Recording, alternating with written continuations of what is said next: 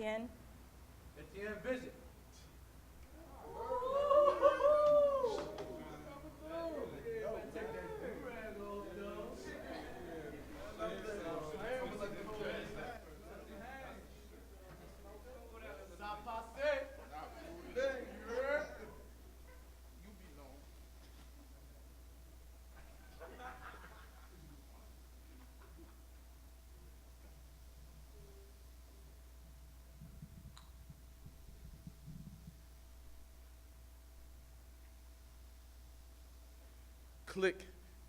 Click, bang. This is the bane of my existence, an undeniable echo ricocheting off the corridors of captivity. I feel myself drowning in a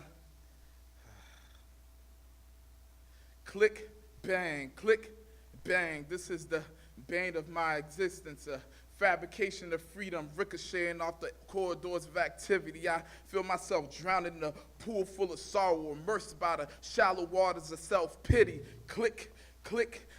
I attempt to ignore the sound of the keys, but listen intently to the slight scratch as I hear the locks disengage. This sound is like a messianic deity, capable of shattering the system bent on mass incarceration, capable of rattling the shackles of oppression and silencing the screams of injustice. With a flick of his wrist, the CEO is able to grant us a momentary escape from this room plagued by empty promises and broken dreams. When those keys disengage these locks, we feel a freedom, but this freedom does not manifest in opportunity or equality. This freedom is a momentary solace from our confinement. This freedom stems from an overcrowded keychain stirring. We hear the jingling of hope of liberty sought out, but never acquired. A click of justice quiet enough to be overlooked, but significant enough to challenge this captivity that alienates us from the threshold of society. Bang! I hear the cell door slamming shut. Bang! Inmates, lock in your rooms and face yourselves. Do you feel yourselves drowning in a pool full of sorrow, immersed by the shallow waters of self-pity? Bang! Inmates, lock in. Click. Mail up. CEO, is there any letters for me? Of course not. Fuck it.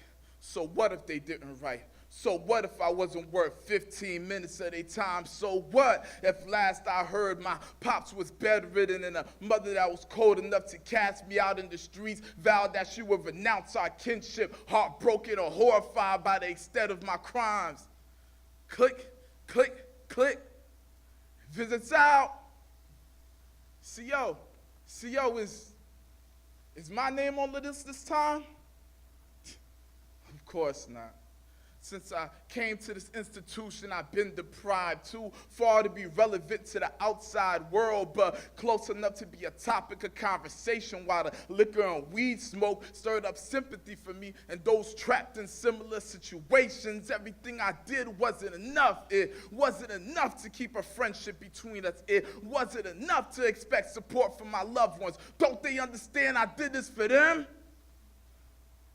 I did this for their acceptance. I did this to elicit some form of intimacy, some form of relevance. As I turn my eyes upon the parole board, they see a change in me. The tiny grays forming under my dreads, the deep wrinkles in a once youthful face cultivated by time. They say I'm worthy.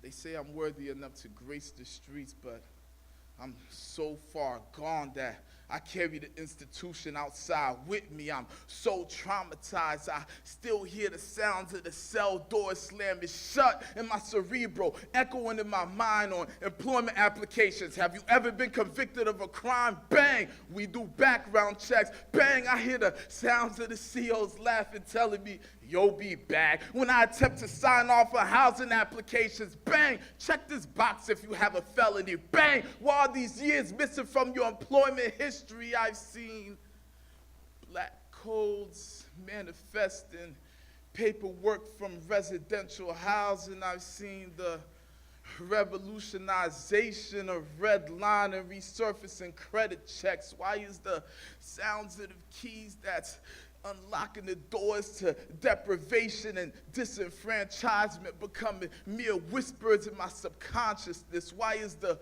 glowing path to freedom becoming dimmer? And the locks and the doors that unlock freedom becoming fainter.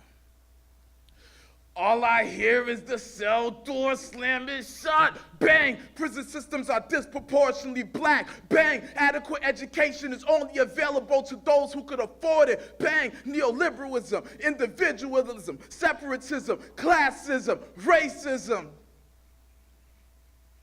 But there's still a ray of hope. I heard that click when I met a man by the name of Donald Roden. I heard that click when I was introduced to MVP. I hear that click when I meet people who judge me on my current accomplishments instead of my past mistakes.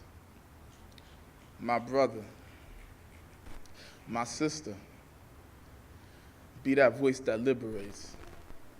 Be that individual that creates change.